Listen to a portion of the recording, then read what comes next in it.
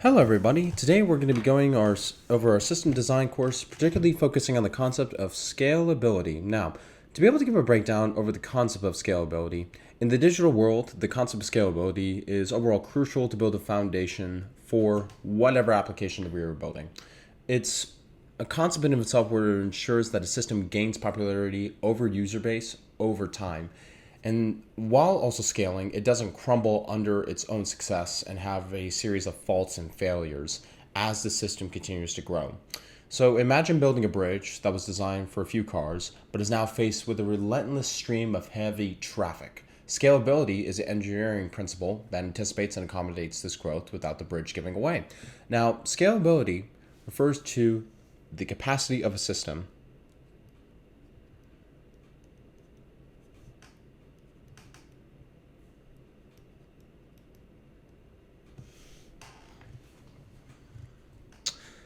to handle a growing amount of work or its potential to enlarge or overall accommodate that growth. A system's architecture defines its scalability. A scalable system is flexible, resilient,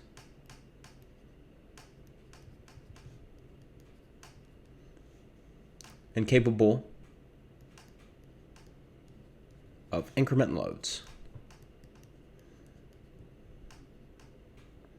Incrementing loads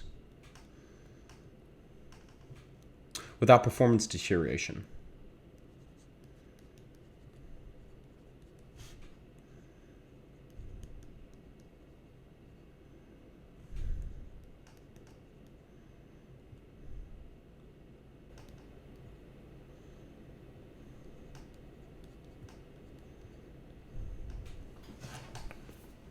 And scalability in of itself is not considered binary. It's not about whether a system can scale or not, but about how it scales. Can it grow horizontally by adding more machines, or vertically by adding more power to existing machines? There are two concepts of horizontal and vertical.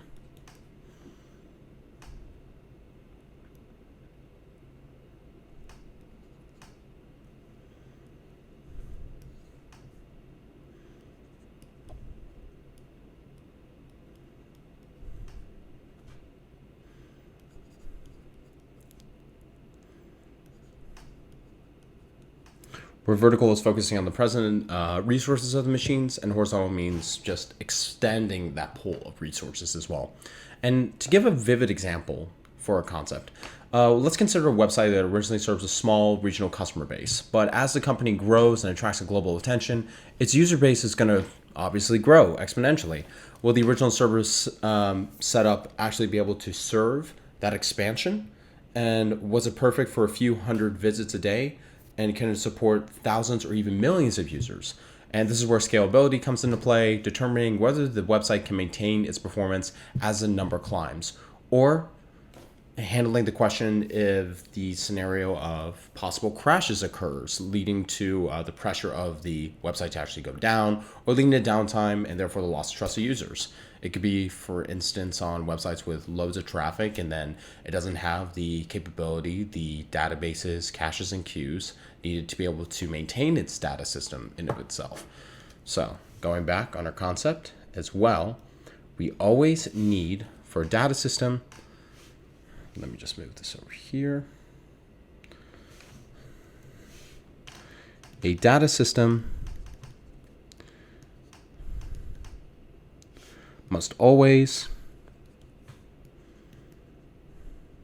have databases, caches, and queues.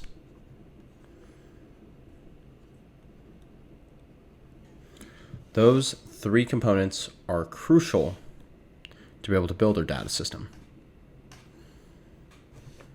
And the question is, can the present resources actually be able to handle it as our application continues to grow? So in the context of this, it's critical to understand for planning for scalability for not just technical issues, but it's also a business imperative. It's about ensuring customer satisfaction, maintaining performance standards, and safeguarding the system's availability, all while keeping costs in check. A scalable system is not just about handling the load today, it's about predicting the load of tomorrow and being prepared for it. So overall, preparing for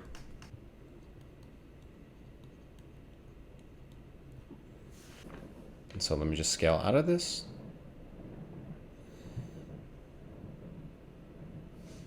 And so, yes, this is our given concept.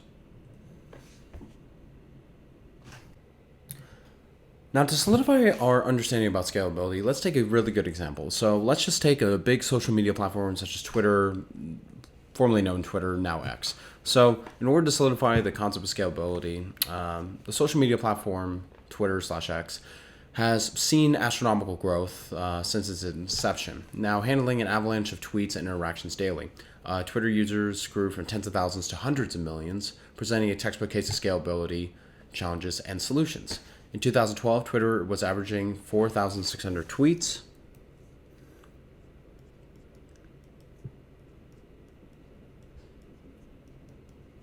per second.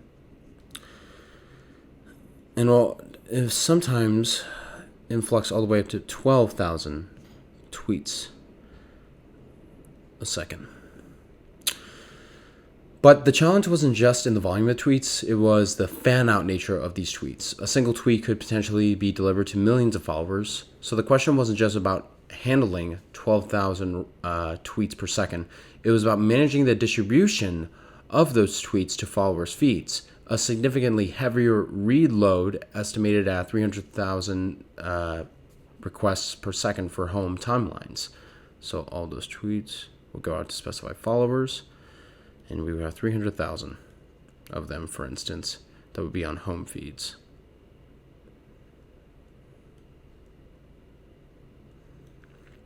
And as we know, between database systems or data systems as a whole, they require a database, cache, and queue. And throughout each of the steps and processes, we had to understand the data flow between all the interactions all together.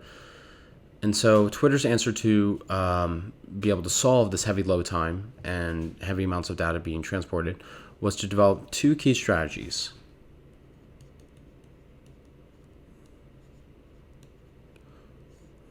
First, they needed to optimize the data flow and data pipeline by implementing an efficient storage and retrieval system for tweets. So we would focus on the data pipeline,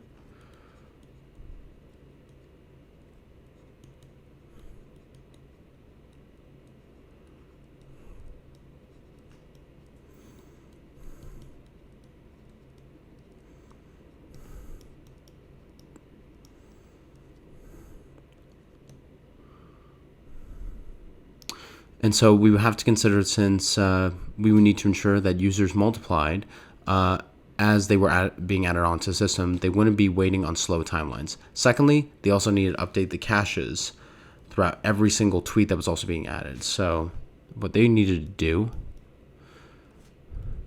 needed to be updated.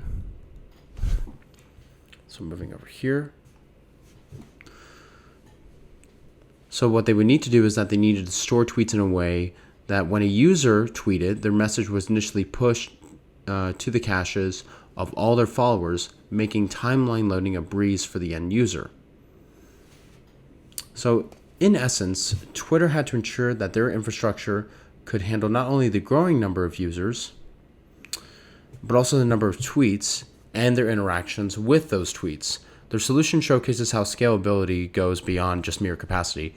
It's more about the design and capabilities of how to handle the data flow from every single user interaction, so that way we can prevent failures and faults altogether, to handle the data efficiently and to harmonize the entire process between the initial small group of users to then scaling at an astronomical rate. And so we need to consider different processes altogether to understand the data flow, as well as how that data is going to be handled. Now let's dive into a practice problem to deepen our understanding of scalability through the lens of a real-time stock trading application. This application must handle the momentum of the following tasks to process thousands of transactions per second. And instantly upon updating those transactions, those balances also need to be reflected and providing real-time feedback to users. And a data system must always abide by the following tools that we need. We need a database, cache, and queue. And understanding the data flow between all of them to be able to mitigate any failures and faults that we would have throughout our database system, as well as designing a workflow that would help us be able to understand exactly what services we're using to be able to create this real-time stock trading app. So in order for us to be able to develop this robust data system, we need to imagine a database serving as a financial ledger.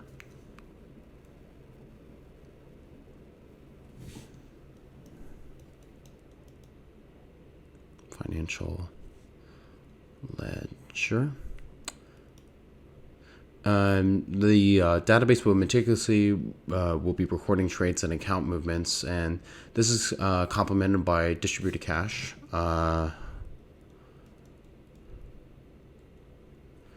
that will update consistently per trade and offering up to the second stock prices and the account balances with minimal latency. And it would therefore empower traders to make swift, informed decisions. And finally, a messaging queue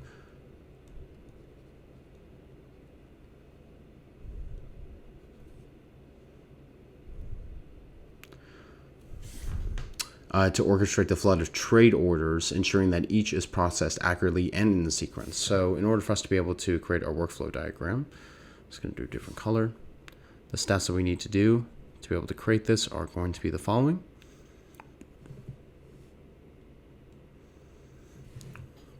One, we need to understand the user interactions.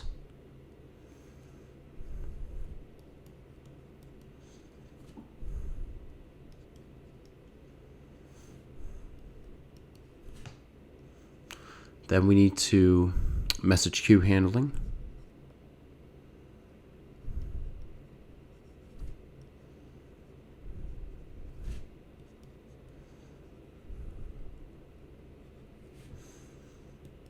And reflect the database transactions.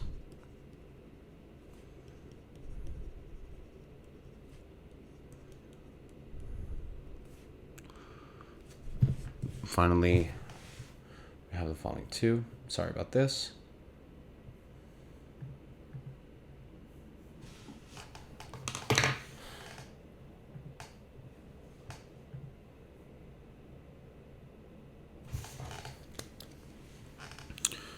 Then we will handle database transactions.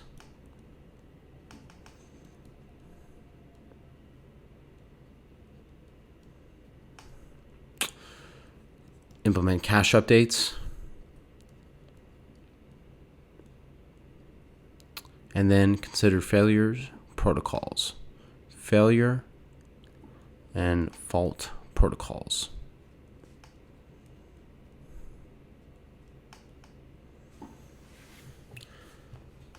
So, in order to go over each of the following steps that we have, we would need to consider the following five. One, for the user interface interaction, traders place an order via the application's interface, where seamless user experience is critical, and the system immediately acknowledges the order to uphold to the trader's trust in the platform's efficiency.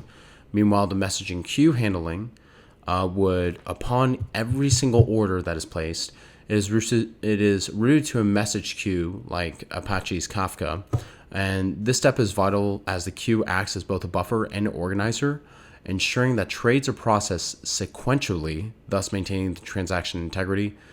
And while we have the message queue, the database transactions have orders reflected upon every single trade and transaction, since we already have an influx of users that are making trades between buying and selling different stocks in real time. The order transitions from the queue to be executed by the system, and the database then updates the ledger that we have up here. Let me just fix this.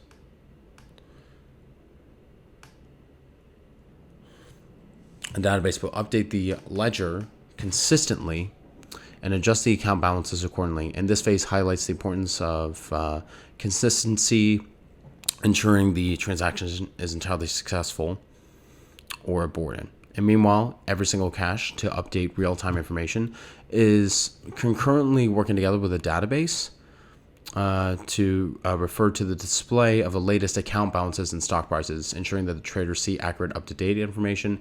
And meanwhile, we need to consider the different heuristics of failures and faults while we are building this data-intensive application. And the system is engineered to manage failures smoothly with protocols in the hardware, software, and human side. So that way we can ensure that no trade is lost and consistency is maintained upon further recovery. The system reconciles dependencies across the cache, database, and message queue accordingly to reflect all the accounts, transactions, and such. So let me just add some further notes at the same time.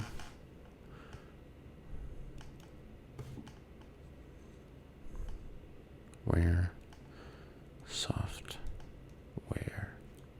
and human side. Let me just clean this up.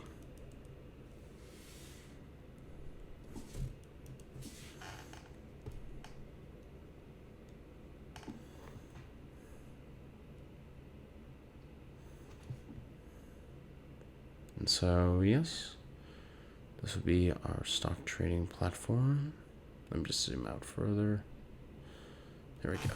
And also get rid of this.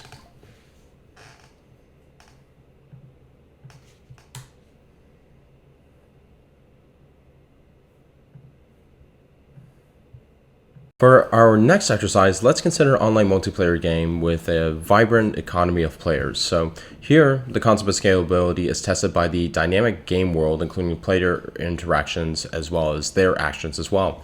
The system manages their game states, player actions, and overall the whole in-game system. So we always need three different parts to be able to create a data system. We need a database, cache, and queue. And so what we could use for our database would be something like a NoSQL, which is adept at handling the constant evolving data model of player states and game items. And we need a caching layer, maintaining the current game world state, offering rapid access for game servers. So we need a cache layer. And then a messaging queue, which facilitates various tasks such as matchmaking, events, broadcasts, and transactions being processed. So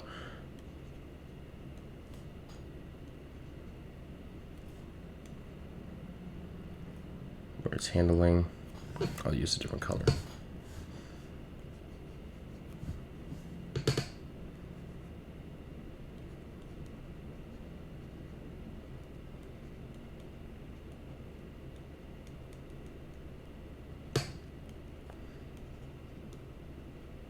Updates in game. And so in order for us to be able to facilitate scalability, the following steps that we need to include are going to be to consider the user interaction,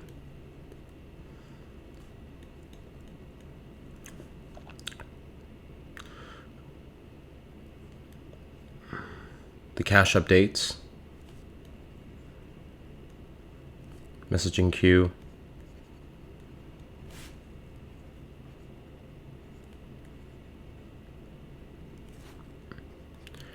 failure and management protocol,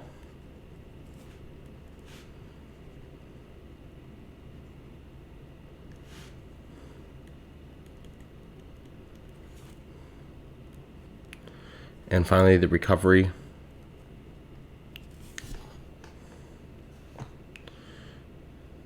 protocol and validation.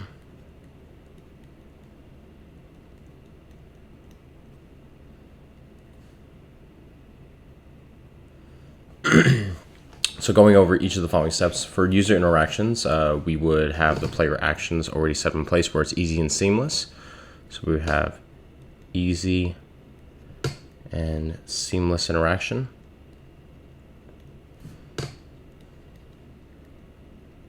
Cache updates, game updates per action.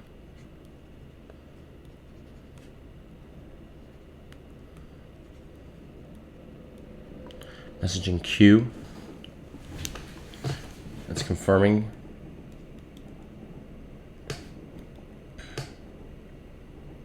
Failure management protocol. We need to consider the following faults so that they don't transition to errors.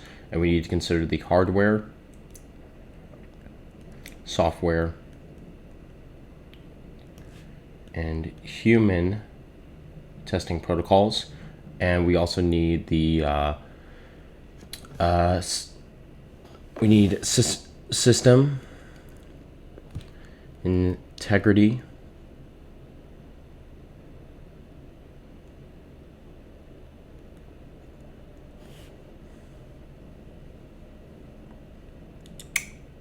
for logs, and finalizing actions. Overall, we are checking for edge cases.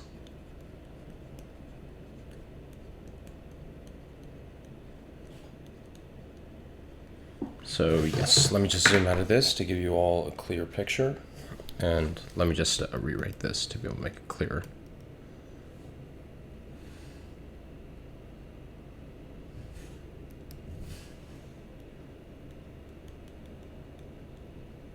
There we go.